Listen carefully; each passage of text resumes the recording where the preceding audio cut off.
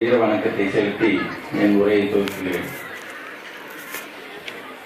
இந்த 750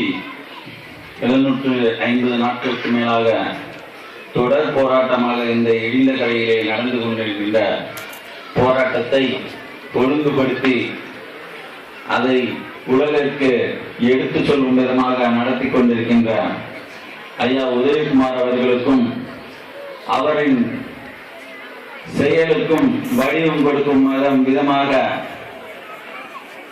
அனைத்து கட்சிகளுக்கும் இயக்கங்களுக்கும் அத்தோடு தொடர்ந்து இந்த போராட்டத்திலே இந்த கொட்டகையிலே உட்கார்ந்து போராடி கொண்டிருக்கின்ற இந்த பொதுமக்களுக்கும் தமிழர் முன்னேற்ற கழகம் சார்பாக நன்றியை தெரிவித்துக் கொள்கிறேன். நாம் தொடர்ந்து இங்கு போராடி வரும் வேளையிலே கூடங்குளம் பிரச்சனை ஏன் வந்தது என்று பார்த்தால், இது போல ஒரு அணுகுலை கேரளாவிலே போட கிளம்பும் போது அவர்கள் முடியாது என்று திரட்டிவிட்டது. மகாராஷ்டிராவிலே திரட்டிவிட்டது, இன்னொரு மாநிலத்திலே திரட்டிவிட்டது. எல்லாம் திரட்டிவிட்ட பிறகு இங்கு மட்டும் வந்து இது ஏன் குப்பை தொட்டி கூட இங்கு வந்து விழுந்தது என்று பார்த்தோமானால், நமக்கான ஒரு அரசு அங்கு அரசு இருந்தது. இந்த தேவையில்லை, இந்த குப்பை தொட்டி எனக்கு தேவையில்லை என்று எடுத்துக்கொண்டு ஒரு அரசு இருந்தது. இதுபோல இந்த இடத்திற்கு இந்த மக்களுக்கு கேடு விளைவிக்கின்ற இது போன்ற அணுவை எனக்கு தேவையில்லை என்று சொல்ல மகாராஷ்டிராவில் அரசு இருந்தது. நமக்கு என்ன அரசு இருக்கிறது? இங்கு நடக்கின்ற ஒவ்வொரு போராட்டங்களும் ஏன் தும்பை விட்டு வாழை பிடிப்பது போல முல்லை பெரியார் பிரச்சனையா, அதை இந்த அரசு தீர்க்க வேண்டும். இந்த அரசு தீர்ப்பதற்கு பதிலாக அந்த பிரச்சனையை வருவதற்கு காரணமாக பல அரசுகள் இருந்துள்ளன என்ற கடிதம் மட்டும் எழுதிக்கொண்டிருக்கின்றார் நமது புரட்சி தலைவர்கள். தொடர்ந்து மீனவன் தாக்கப்படுகிறான், அந்த அடிமுறை வாங்கி வருவதை அன்றாட காட்சியாக நிறைவேறுகிறது. இதையெல்லாம் நாம் பார்த்து கொண்டு ஒன்றும் செய்ய முடியாதவர்களாக நாம் நிற்கிறோம். நாம் என்ன செய்வோம்? தெருவிறங்கி போராடுவோம், மதுரையிலே போராடுவோம், ராமநாதபுரத்திலே போராடுவோம், ராமேஸ்வரத்திலே போராடுவோம், இன்னும் ஒட்டுமொத்தமாக சேர்ந்து சென்னையிலே போராடுவோம். ஆனால் நமக்காக ஒரு அரசு அதை வேடிக்கை பார்த்து கொண்டு உலகத்துறை வைத்து எந்தெந்த இடத்துல கூட்டம் நடந்துச்சு, எந்தெந்த போராட்டம் நடந்துச்சு, அதுல எந்த இயக்கம் கொஞ்சம் அதிகமா ஆளை கூட்டு வந்துச்சு, அங்க ஏதாவது பிரச்சனை நடந்ததா, இதை கணக்கெடுக்கிறதுக்கு தான் அரசா?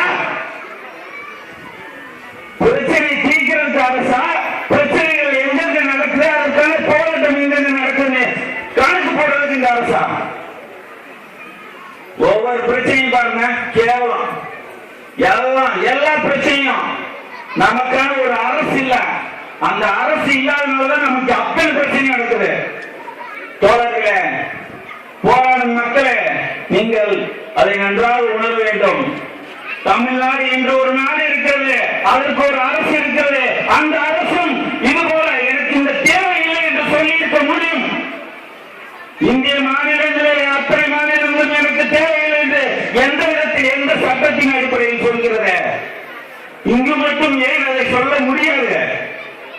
அதை நீங்கள் சிந்தித்து பார்க்க வேண்டும். இந்திய அரசு, பார்ப்பனிய அரசு என்றெல்லாம் சொல்வது சரி, ஆனால் நாம் நம் வீட்டை சுத்தம் செய்வோமா?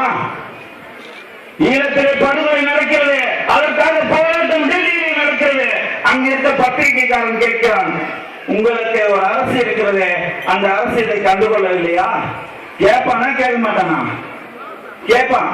அறிவுள்ள பத்திரிகைக்காரன் கேட்பான். நமக்கு ஒரு அரசு இருக்குது, அந்த அரசு என்ன பண்ணுச்சு? அந்த மக்கள் கொண்டு சாவடிக்கட்டும், பரவாயில்ல அப்படின்னு வேடிக்கை பார்த்துச்சு. கூடங்குளம் வந்து தொலையட்டும், ஓட்டு கேட்கிற நேரம் மட்டும் மக்களே உங்களுக்காக உங்களோட நான் இருப்பேன் அப்படிங்கிற ஒரு வார்த்தையை சொல்லிவிட்டு ஒரு புல்வீட்டு போகுது. அப்படி ஒரு அரசு. இப்படியாக ஒவ்வொரு பிரச்சனையும் நீங்க எடுத்து பார்த்தீங்கன்னா, இன்னைக்கு தமிழ்நாட்டில் போராடிக்கிட்டு இருக்கிற அத்தனை பிரச்சனையும் நீங்க எடுத்து பார்த்தீங்கன்னா, நமக்கான ஒரு அரசு இங்கு இல்லை. நமக்கான போராட்டம் தாய்மொழி வேண்டும், ஆங்கில கல்வி வேண்டாம் என்று ஏன் போராடுறோம்? அரசு பள்ளியில் ஆங்கில கல்வி இருக்க இல்ல.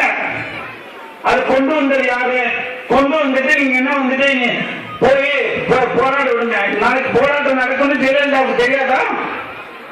இதற்காக அங்கிருந்து போராட்டம் நடக்கும்னு தெரியாதா?